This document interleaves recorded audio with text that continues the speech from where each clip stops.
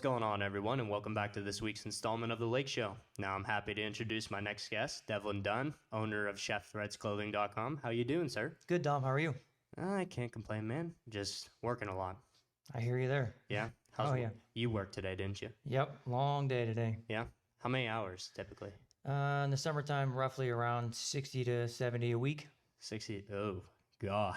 Yeah. You're really busting ass there. A lot of people, we only got 6 months of golf, so when they're nice weather, they're out there. Oh, absolutely. Yep.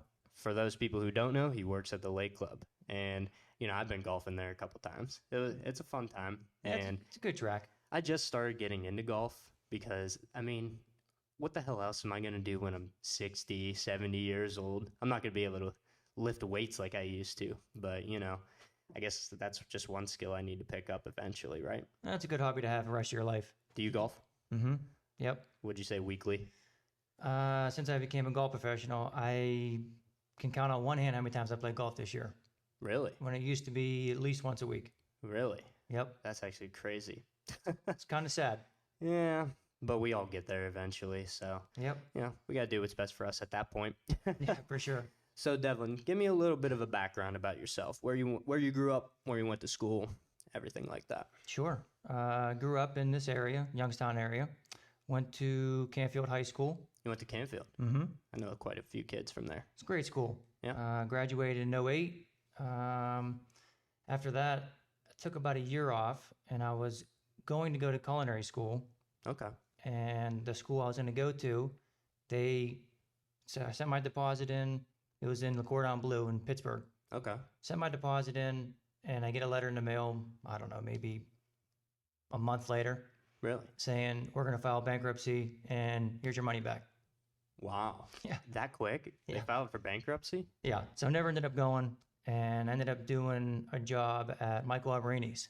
Oh, really? Okay. Yeah, he was open. He just opened up. He was only open for about a year, and the chef that was there, he was from Miami, Oh, wow. and he asked me, he goes, well, why do you want to work here? And I said, well, I want to go to culinary school, but Le Cordon Bleu shut down, and I want to learn. Yeah. So he said, come on in here. We'll pay you. You don't got to worry about school. Don't waste your money. I'll teach you whatever you want to know. Wow. Mm-hmm. All that from one chef, right? Yep. Mm-hmm.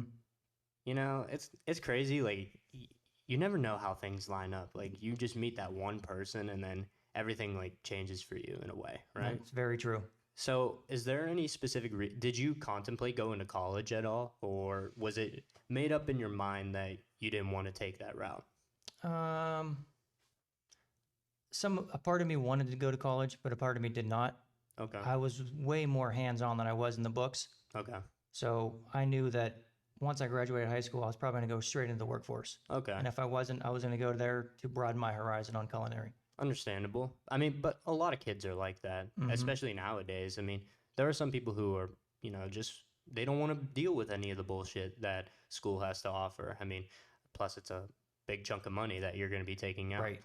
Like I told people before this that if I knew what I knew now, like about money, finances, and just like the work field in general, like I wouldn't have went to college. I would have done other things. I'm not exactly sure on what exactly I would pinpoint that I would be doing right now if I never went to college. But, I think it's that self-realization at the point where, college isn't really everything that it's cracked up to be. At least back in the day, it actually meant something. But nowadays, as we keep going, the years go on.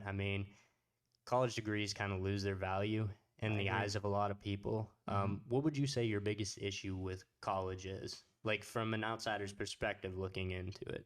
The fact that, you're spending all that money on a degree to be in debt and student loans, and then find yourself not even doing a career in that degree you got. Yeah. And that's what a lot of people tell me. Like, and I get it that you may not end up in that field. I would say that's a gift and a curse in a way because, you still have all your options on the table. Yeah. But getting that piece of paper signed by the president of a university opens up so many doors for you. Opens a lot of doors. So, but I also believe, I'm a firm believer of this. While I have my issues with college, it shows employers if you want to go into the workforce or do whatever you want in whatever field, it shows employers that you're dedicated, you're disciplined, you show up to the same place years on end at the same time in the mornings or in the evenings. Like, it shows them that you're consistent and you're disciplined in what you have to do. Do you think employers look at that sort of thing? Absolutely.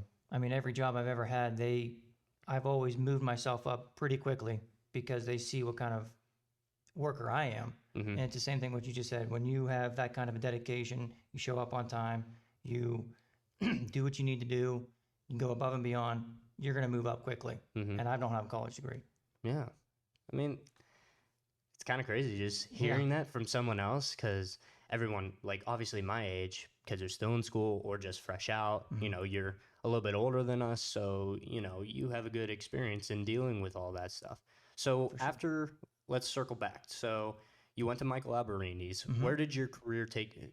Actually, I'll back up even further. What made you want to pursue culinary, like the food industry in general? Well, funny story is, I remember back when I was about 4 years old, and my grandfather, old Italian guy, used to have one of those kitchens down in the basement, you know, always cooking in the basement, not the one upstairs. And I remember vividly as a kid standing on a milk crate and helping him make homemade gnocchi, cavatelli, pizza dough. Yeah. And from there, it just kind of branched up. When I got older, I was very artistic. I always did kind of drawings and paintings and what name it. Did a lot of art in high school. And then So you applied that to your cooking? I did. Created all kinds of dishes. I got my first cooking job when I was in high school, only doing part-time. And I started when I was a sophomore in high school. What was that at? My stepfather's restaurant, Okay. Antone's. Oh, really? No kidding. Yeah. Did you enjoy it there? Yeah, absolutely. I mean, he taught me a lot. It was just time for me to branch on and try to really broaden the horizon on creative dishes and very elegant dishes, not just your Youngstown Italian dishes. Yeah. I mean, obviously that's typically what Youngstown is known for, but in a way, you do have to branch out eventually, especially being a chef. I mean, I'm no expert in cooking at all. I can cook a few things, but, you know, I'm no gourmet chef. But, you know, you definitely have to be, if you want to be a well-rounded chef, you got to travel a little bit. For sure. Have you done any traveling to, like, learn about any different cultures or foods or anything like that? As a job aspect, I have not. I've always stayed local around here. But no, I mean, I've done all types of cooking jobs. Michael's was probably the best one that I've learned other things, very elegant dishes. After Alberini's, I went to, my stepfather opened up a commissary. Okay. And so we served 34 different schools every morning. 34. 34 schools every morning. Lunch. And some of the other places like nursing homes and stuff, we did dinners. Oh, wow. Yeah. That's a lot of work. And I was in charge of that. How was that like? Explain that process. That was tough. Was it? Yeah, that was tough because, you know, the state would monitor us every single day. Really? They'd come in, make sure we have all of our temps correct, logs. I mean, inventory had to be spot on. Even the kids' diets, you had to have the correct diet. Really? Yeah. So, like, to deal with certain kids who maybe aren't allowed, like, are unable to eat certain things, Yeah. like allergies and Allergies, dairy, peanut. everything. Yeah. So you had to be real cautious. Very cautious.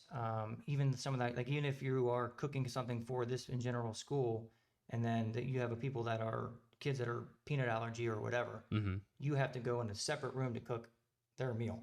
Yeah. Oh, wow. Really? Yeah. Very strict, very interesting. Learned a lot. Yeah. Definitely a great stepping stone. And then after that, I started running a lot of his restaurants, my stepfather's. Okay. I almost ran every one of his restaurants except for the one in Columbus. And at that time we had 9 different restaurants. 9. 9. That's crazy. Now talk about long hours. Yeah. That had to be. That was long. That probably had to put a toll on you. No life. Really? No life. 100% work all the time, right? Yep. That's all I know. All you know is work? You know, I feel like very few people in my generation actually know that meaning. Yeah. I mean, I think of like when COVID happened and, you know, obviously places closed down, restaurants, everything like that, and people were out of work. What startled me was, yeah, I still had my job. I still had to go to work because I work retail.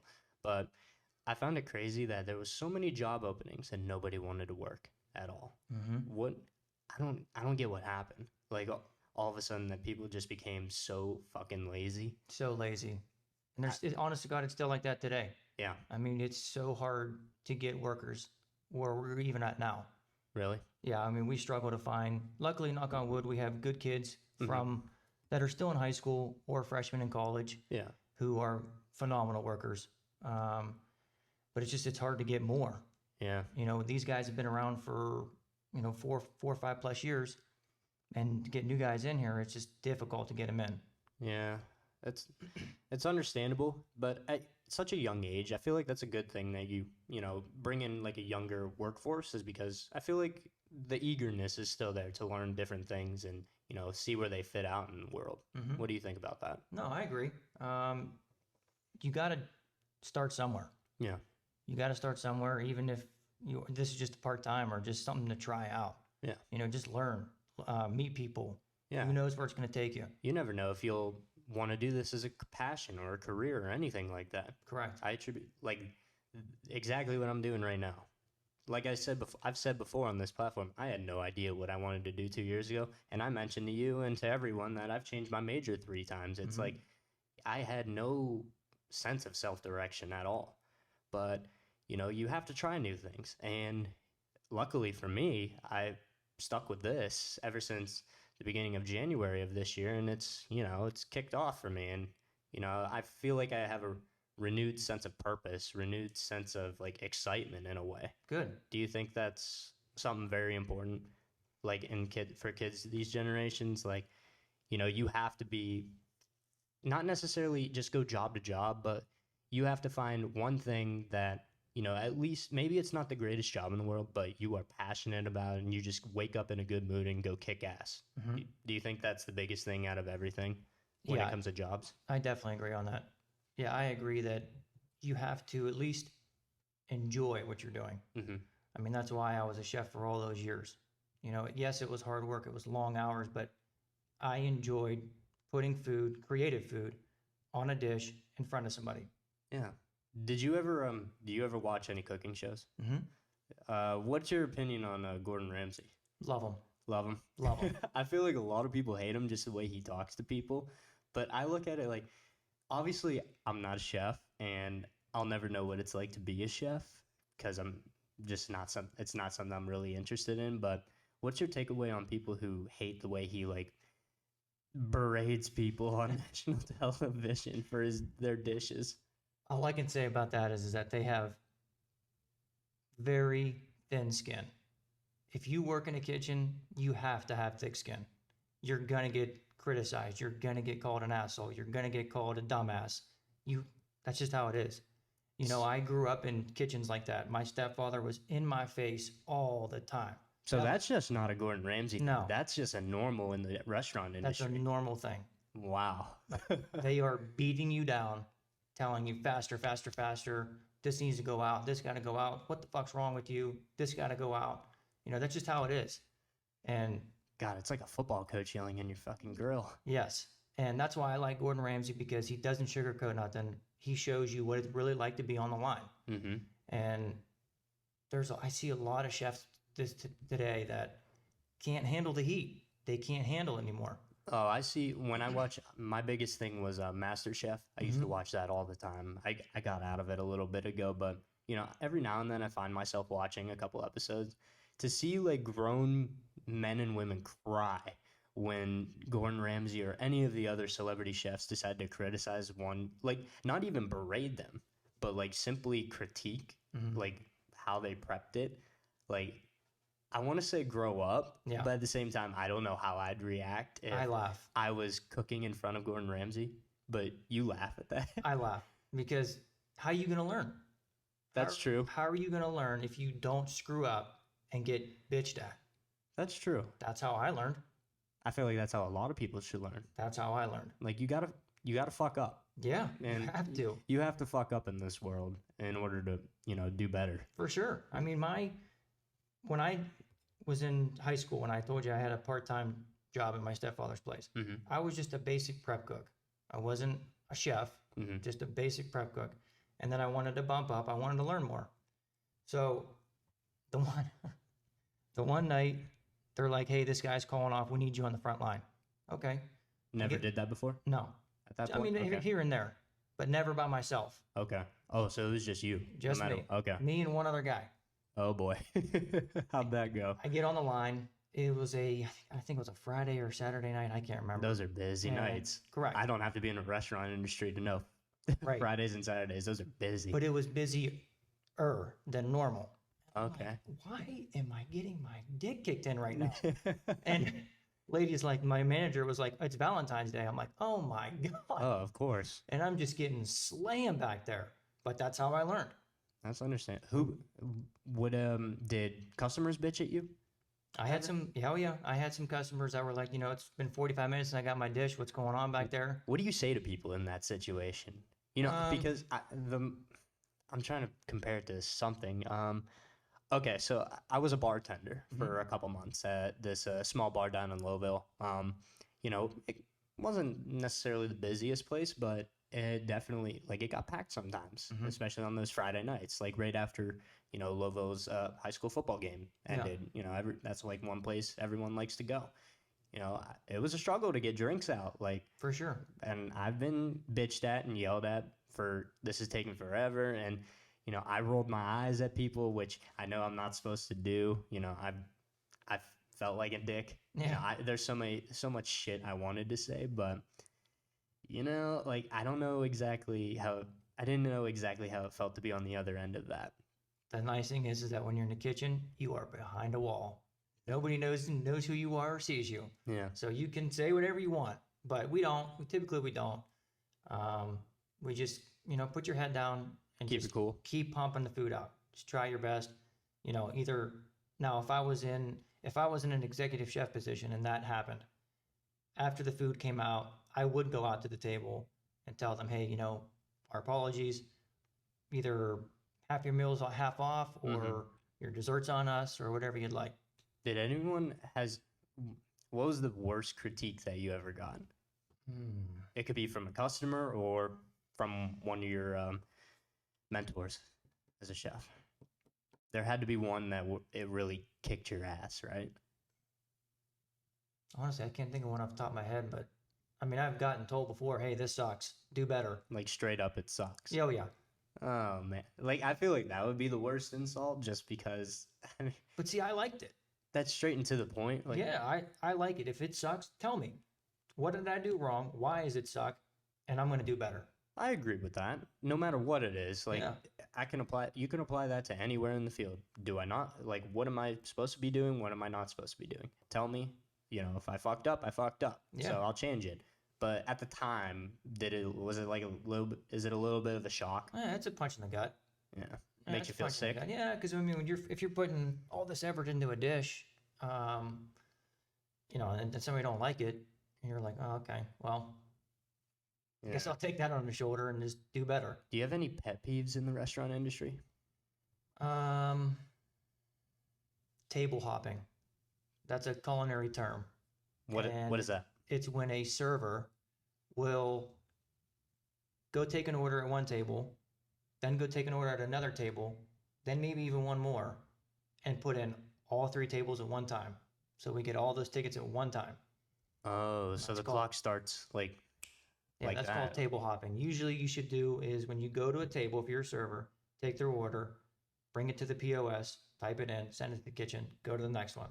That way your ticket times are constantly going. Yeah, okay. That makes sense. I feel like as a chef, you'd get pissed. Yeah.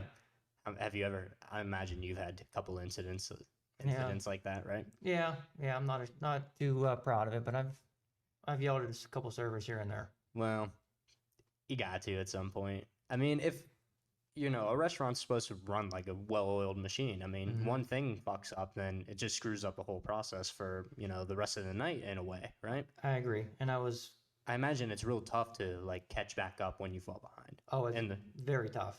is it? Yeah, it's very, very tough. And I was pretty good about that for the most part. And I was not one of those chefs. Whenever I was running kitchens, I was not one of those chefs that has his white coat on and just sits back and watches his team go. Yeah. No, my chef coat's off and I'm in the trenches with you.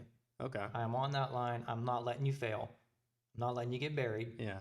And No matter what, if you're No. behind, I'm jumping in. Like no matter Correct. what. That's why most of my team, whenever I had my cooks, and I don't know how I worked, I had so many cooks underneath me at one point in time that they all respected me because I would never let them down. Yeah. If I started yelling, they knew they screwed up and it was time to get their ass in gear. Were you the type of person to like, you know, you were kind of reserved, but when you had to be vocal, you were vocal Yep. about it. Mhm. So I think that's what a culture shock was for them, at least. Right? For sure. As soon as they heard me getting vocal and loud, they knew, oh shit, It's you fucked up. yeah, it's time to put our heads down and go. Yeah. Hey, that happens, and sometimes Yeah. you need that kick in the ass. Like everyone in this world, like if you're fucking up, like you need a kick in the ass, like to get going. Like do your shit.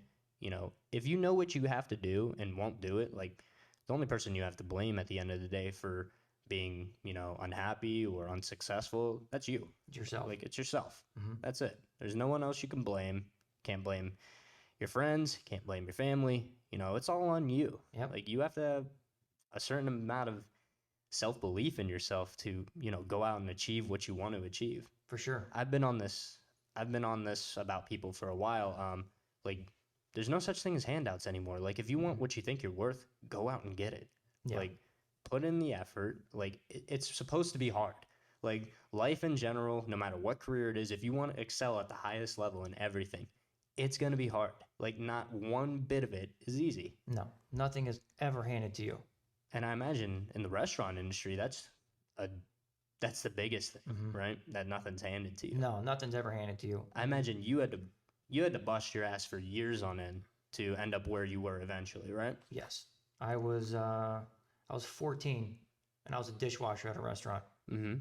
And then just worked my way up. Yeah. Until 23 years old and I'm running my own kitchen. I feel like people want to quit at that point. Like they see dishwasher. Well, where the fuck do you want to start? Like Correct. you're not going to start as a gourmet chef. I'm sorry, that's just not how it works. Nope. And even when you do go to culinary school and those guys graduate from culinary school and they go into a kitchen thinking they're going to be some chef capon and run a kitchen. Mm-hmm. They think they're going to be the next Gordon Ramsay. Nope. No. You have to earn your way up. Yeah. You start at the bottom and you have to earn your way up. I don't care if you have a degree or not. No matter what. No. Half the time I wouldn't even hire somebody fresh out of culinary school. Really? Yep. Just because they have no experience? Very little experience. Okay. So when I did not go to culinary school and I, did my own thing for a little while and I was, running my stepfather's restaurants, I wanted to try and go back again. Mm-hmm. This was a few years later, probably like, 5 or 6 years later. And the Art Institute in Pittsburgh, they have a culinary program. And I went there, had an interview with these guys. They showed me around, blah, blah, blah. And I remember this like it was yesterday, they took me to the one classroom and they're cooking duck. Okay. I've never had duck. That's phenomenal. Is it? And if you cook duck the proper way, it takes about 3 saute pans. Oh, really? Yeah. You have to constantly. So that's a very delicate. It's a delicate dish. And we're walking, and it's like this room here where I'm walking over here, and they're in this kitchen with the glass. Okay. And I'm with I don't know what she was. I can't remember what she was, if she was an administrator or what she was. And I'm like, that student's not cooking it right. Mm-hmm. And she's like, well, you know what they're cooking? I'm like, yeah, I know what they're cooking. And I explained it to her. And then she's like, you don't need to come here. She Really? goes, yeah. She goes, how long have you been cooking for? I'm like, I don't know, probably 8 years at this point. Mm-hmm. She goes, you have more experience and line experience and knife skills than these guys will ever have when they leave here. So don't come here and spend money to go backwards. Wow. Yeah. That had to be an eye opener. Oh, huge eye opener. Wow. Yeah. Like that has me like thinking Yeah. right now. Wow. Yep. Damn. Mm-hmm. I couldn't imagine. That's crazy, man. Yeah. Do you still work in the kitchens? Like No. No? Did you leave that Not life really. behind, or like or are you just holding off for something else? So when I got done with being a chef, so long story short is when I left my stepfather, at that time I was running his banquet facility on Market Street, Okay. Anton's Banquet Center, and I was running the restaurant on West Boulevard. Okay. So I was running both of those. And then I wanted to try and transition out of running a restaurant. I just kind of wanted to go in, do my job, go home. Be like the head chef? No, Like, not even that. oh, really? Yeah, not even that. I just wanted to go in, do my job, go home. Did it just wear you down over the years? Like, I just wanted to change, and I didn't want to run kitchens anymore. I didn't want to be the executive chef anymore. I just, like I said, just wanted to go in, do what I got to do, go home. understandable. So, and there was some family dilemmas going on with my stepfather and his son and his daughter. A mess. The mess. Okay. I'm not going to get into that situation. You don't need to. But it was kind of toxic, and it was kind of time for me to leave. Okay. At the time, the Lake Club was having open interviews. Okay. So I went there, and they interviewed me there, and they said, we want to bring you on the team. So I had another interview, second interview. They wanted me to run this. They were going to supposedly build a barn or whatever for another banquet hall, and they wanted me to run that. Okay. And I said, I don't want to do that anymore. I just want to come in, do what I got to do, go home. So that's what I did that for a little while. Did that for 2 years. And then that was when I started seeing myself transitioning out of culinary. So then there was a opportunity at Schwabel's baking company. Oh, okay. I've always wanted to get into sales. I think I was pretty good at it. And so I was a sales rep for them for 2 years. Did you enjoy it? No, Really? but it paid very well for not a college degree. True. Learning experience, though. Very big learning experience, very hard job, Is it? very labor intensive job, which is fine because I like labor intensive jobs. I like to work hard. Okay. I like to beat my body up. That's just how I am. I feel like different people have like different ways to do that. Yeah. I mean, yours is with work. Mine's in the gym, really. Yeah. You know, my bosses even know this. Even if they saw this video, they would just laugh about it. But I cut corners if I can. Sometimes, I mean, we all do it. My place of work, just to get stuff done quicker. I mean, Absolutely. Everybody does. yeah. And if people say they didn't, they're full of shit. Absolutely. Everyone will cut corners at one point or another. Sometimes you have to. Yeah, And then there's times if you cut corners, you're also saving costs, that's true. It's a double-edged sword. especially in the restaurant business. Sometimes if you cut corners, you can cut costs. You can save more money. That's true. And I also would argue the fact, like, in the restaurant industry, like, any corners, like, that are cut, even when it comes to prepping food, there's a serious risk that you can make someone sick or Yes. you could kill them. Yep. Especially, like, when it comes to dishes like chicken or anything like that. Undercooked, you serve it to them, they get sick. It's a lawsuit. That's a lawsuit. You're in some deep shit at Yeah. that point. Yep. Have you ever had to catch anything, like, Oh yeah. ill prepped? Oh yeah. You know, you just when you're in charge and you're running the kitchen, you got to have a level head, and you can't get hot. You just if you tell this, you know, if you have a new person and he's not familiar, he or she's not familiar, and they don't know proper temps and you know sanitation reasons or whatever, don't harp on them. Explain to them, show them, and you won't have those situation problems, hopefully. Yeah. But there's been times where, you know, I've caught a raw chicken go, not raw, but undercooked chicken go out. Doesn't matter if it's raw or a little bit undercooked, like it's still wrong in Oh yeah, both sense, right? yeah. Okay. You cannot. That piece of meat cannot go out undercooked. There's a lot of meat can go undercooked, but not Like that. beef is one of them, right? Beef. A lot of people think pork too, but you can undercook pork. I heard that. I did not know that. What temp does pork need to be? I mean, you can. Like, what's the bare minimum if there is? You can't send it out. Like if I had a mid-rare steak, you can't send out a pork chop or anything like mid-rare. I mean, you could, but it's just not feasible. Yeah. You know, I wouldn't really want to dabble in that. But, you know, medium temp, phenomenal. Understandable. Yeah. Do you have a favorite dish that you like to cook? Oh, I knew you were gonna ask that question. I had to. God, I have so many dishes. I'll Any, tell everyone mine real quick. I like to make a fillet every now and then. oh yeah. I love that shit. What temp? I like a good medium well. All right. That's just me. You know, Okay. sometimes it depends really the mood. Like I'll eat anything from medium rare to medium well. I'll never get a well done steak ever. It feels like a hockey puck at that point. Yeah. And it loses all its damn flavor. Yep. But I would say my favorite is definitely just medium. Yeah. Nice medium cook. That's the way to go. Yeah. Um, I would say anything Italian. Any type of an Italian dish or a pasta dish. You're Italian, right? Yeah. Okay. I'm Italian and Irish. So anything Italian or pasta, that's my go-to. What's a go-to pasta? And That's a tough one, huh? Yeah, oh yeah. There's so many. I've done so I many. feel like all the Italians would just sit back and like, Yeah. ooh. This I mean, is there's a tough one. there's a like I'm looking at a laundry list in my head right now of all these Italian pasta dishes I've done. I don't even know. There's so many of them. They were all good. Yeah, Yeah. I feel like that's just one thing Italians can't pick. Like Yeah. pasta's good. Yeah. My second probably favorite would be honestly Mexican food. Really? Yeah, I love to just mess around with Mexican food and try new things, new flavors, new concepts. Yeah, that shit leaves me in the bathroom at least for half an hour. It's I love the taste of it, but fuck, it is just not. It doesn't sit well with me ever. It's interesting. I mean, it's very cool to play around with different flavors in that genre. Yeah, Yeah, it's really cool. I feel like every culture has its own flair to it, Yeah, for which sure. I really like. I really enjoy. Like, I'm going back to like seeing stuff on MasterChef or Hell's Kitchen. It's like different ways they prep different food. It's like it's so interesting to me. Like, really intrigues me. Yeah, for sure. If there's one dish that I've always wanted to try and I have not tried it yet, butter poached lobster. Well, that's good.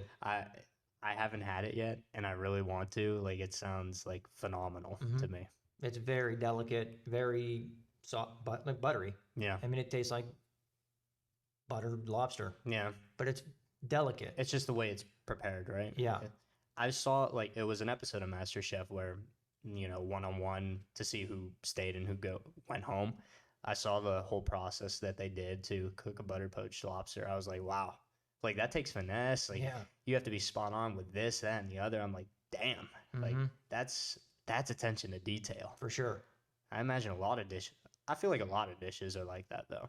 Like, Oh, yeah. and when you said you caught like food that shouldn't go out, like you caught, I feel like you have to have like an eagle's eye almost. Like you have to know food, you have to know the look. Yep. Like, I don't know what it is exactly. Like how quickly you can notice if something is off or not. To me, it's all feel. All feel. All feel. Like if I had, I mean, I constantly touched everything. So I could feel the steak and I could tell you what temperature it is. Okay. I could, have a pair of tongs and hit the top of the chicken and tell you, hey, that's not done yet. Really? Yeah. By Just simple by touch. feel. Yeah, because I've done it so many times. Yeah. After you do it so many times, you just know that feel. Yeah. I mean, I couldn't. If I Yeah. tried that right now, I'd be full of shit. I mean, I could tell you what a well done steak looks like. Yeah. It doesn't look good. No. Doesn't feel good either. No. So, yeah, that's crazy. So, you're still at the Lake Club right now, right? Mhm. What do you do at the Lake Club right now? I am a golf professional now. Okay. So that was my other favorite passion as a kid was Golfing. Playing golf. I started playing golf when I was 8 years old. And going back to Schwabel's when I was there, a couple of us got laid off. So I had no job. Mm-hmm. And my best friend, he works as a golf professional. He's been doing it ever since he got out of high school. Yeah. And he's like, well, why don't you give this a try? You said you always wanted to try it if you got out of culinary. Yeah. Why not? So I said, no, what the hell? I'll give it a try. So I landed a job at Trumbull Country Club back in 2019. And that was a good job. Good membership, good head pro. And then I went to the Lake Club because that was only like a 6-month contract. Okay. So you were off in the wintertime. You were laid off. Mm-hmm. So I went back to the Lake Club in the wintertime just to help out in some banquets here and there, make some extra money on the side Yeah. until my contract renewed for the following year. And then when I'm there, they were like, we need an assistant here. Why don't you come here? Yeah. So that's how that happened. You figured, like, what the hell? Why Yeah, not? I mean, I love the place. It's a good place. It's not far from home. You enjoy it? Yeah, That's to good. a point. Yeah. To a point. Every job has its stressors. Yeah. No matter, I don't care what field you're in. No matter what, you're gonna have shit that stresses you out. And this is very stressful. Well, I mean, I like people. I love dealing with people. I love talking to people. But there's. but you also like to work, so I do like to work. so But there's difference between working and killing being- yourself over it, like Yeah. everything. Yeah, and just these. Sometimes our members are just a little too aggressive, and just want way too much from us. Yeah, you get people like that. Yeah. I'm not gonna say anything about them because Yeah. Right. Right. we've all met people like that, no matter what. But Yeah. I feel like it's in every store you go to. For sure. Special treatment in a way. Mm-hmm. It's like, no, we can't do that. So Yeah.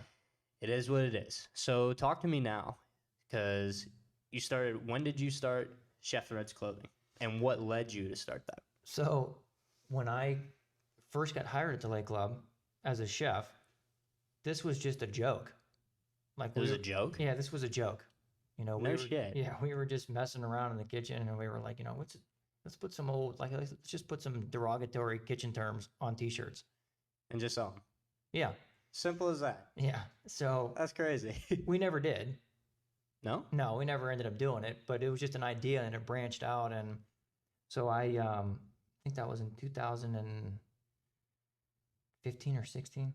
Oh, so a minute ago. Yeah, it was a while ago. I got hired at Lake Club in 2015, Oh, okay.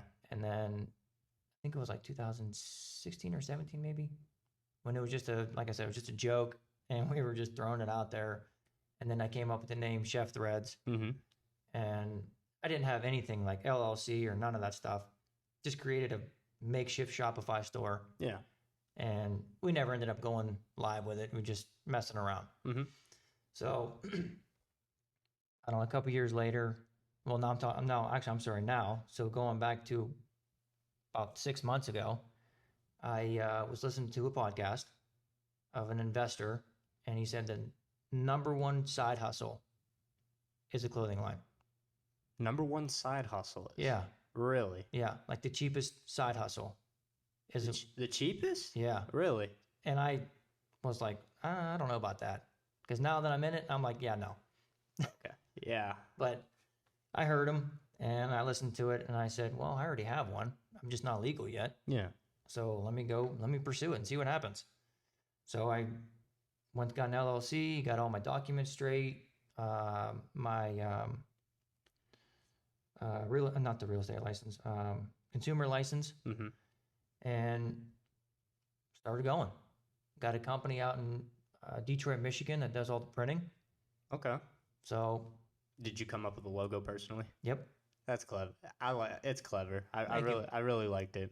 And the Yeah. shirts are damn good quality. Yeah, Guys. I'm wearing one right now. It's very comfortable. They're, Guys, seriously, if you want even some funny ass clothing, yep. which one is this? This one's the is that the chef's diet? No, that's a good one though. The chef's diet. What is it? Alcohol, Caffeine, and nicotine. Yep, and That's- is the diet to a T. That's such a great T-shirt. Yeah. That's my favorite one that Thank you. out of it. But I'm curious, where does that come from? The What's chef's diet. Like, That's just all of us. I mean, for years when I was a chef, my diet every morning was coffee, cigarettes, and some booze. no, the booze wasn't until later in the evening. But that was my diet. That was my breakfast every morning was coffee and cigarettes, and Jeez. didn't eat lunch until I don't know 12 o'clock, Oh. 1 o'clock, whenever you got time.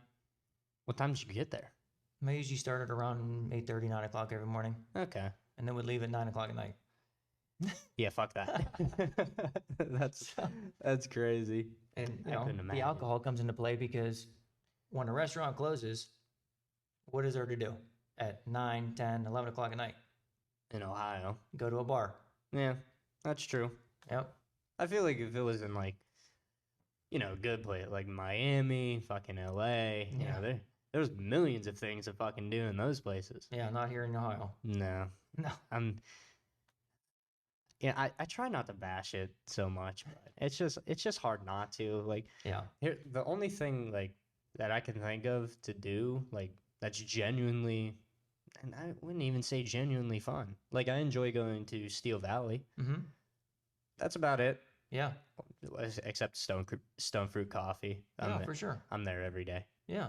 That's if there's one thing I do need to cut my spending on, it's fucking coffee. Now, Josh is a good dude, though. Oh, I love Josh. Yeah, Josh is a great dude. He's a great guy. I hope to have him on one day. Oh, and good. Talk about Stone Fruit. We talked about it briefly before, but he's a busy businessman. So He is. obviously time's a little constraint for him. Yeah. So eventually, I'd love to get him on there and talk about Stone Fruit. But yeah, that's a cost I need to kind of draw back along a little bit. I'll mention this because fuck it, why not?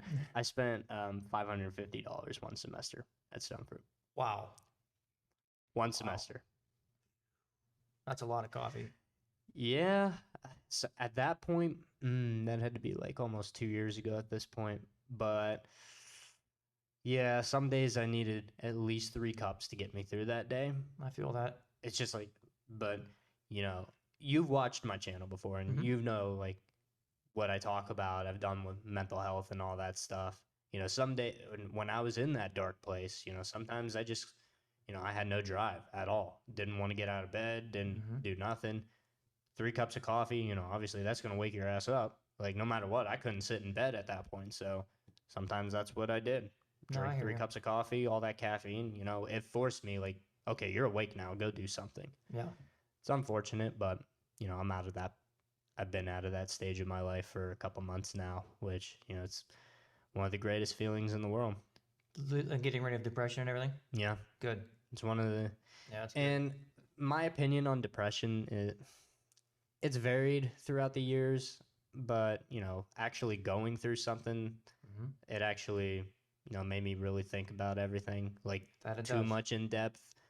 So as far as depression, I believe in feeling depressed, but as far as something like completely taking out of my control, I don't think that at all, just because like what it came to realize, like, yes, was I in a depressed state? Like, yes, but that's all the way I was thinking. I completely changed my thought process around, like how I perceive things. I put everything into perspective and realized everything is not as bad as I was making it out to be.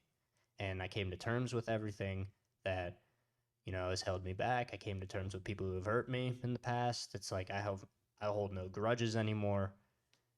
I moved on. Yeah. And that's my biggest message to everyone is if you struggle, you got to own up to it. If you fucked up, own up. Yep. Own up to it. If people hurt you, let go of it. Yep. Like at the end of the day, we all get hurt by something or someone hurts us. I agree on that. Everyone goes through pain. Yep. It's just how you handle it. I agree.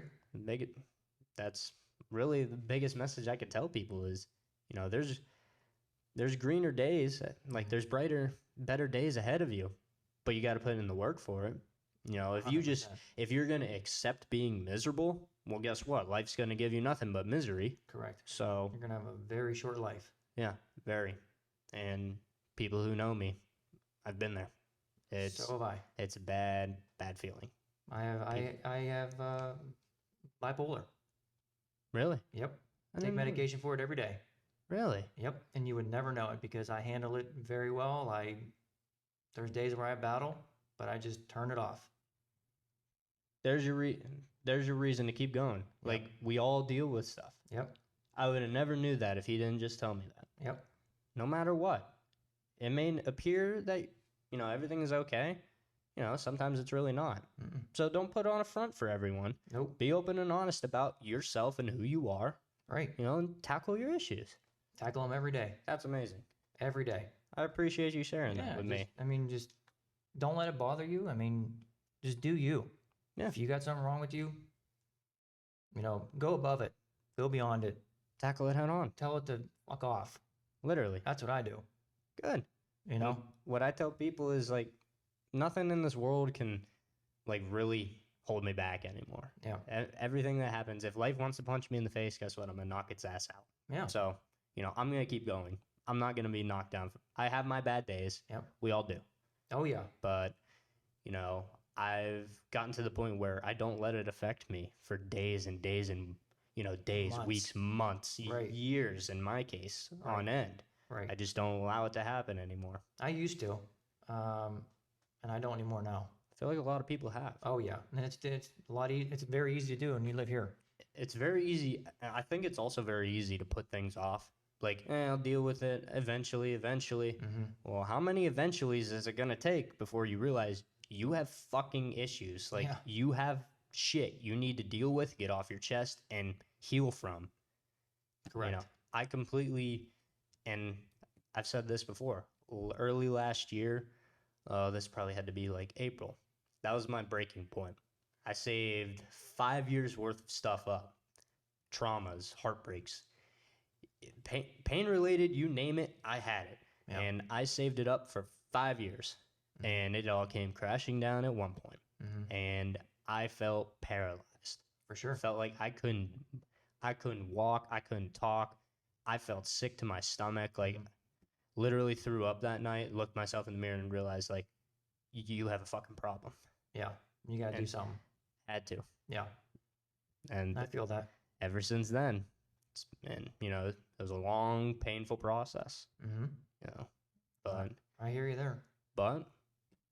that's why you keep pushing, Keep because pushing and you rise above it. yeah, it took me over a year to get there.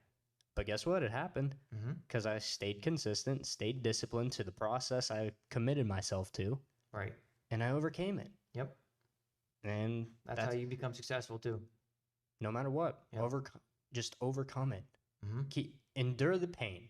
Like, endure it. Use Yeah. it as motivation. Yeah. Use it as fuel. Use it as fuel. Exactly. Mhm. Use it to propel you in life. Yep. That's what it's there for. Yep. That's an untapped thing that you can use, like, for your benefit. Correct. Anger, pain, it all has, opposite effects. I agree. It can hold you down, or you can use it for something better, Correct. which I feel like me and you, we've chosen to do.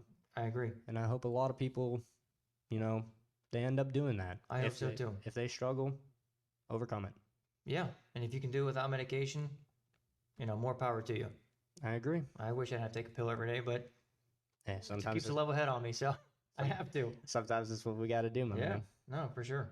Well, Devlin, I really appreciate you coming on. Yeah, for It's sure. been a pleasure having you. Yes. Is there anything you want to say to my audience before you leave? There is.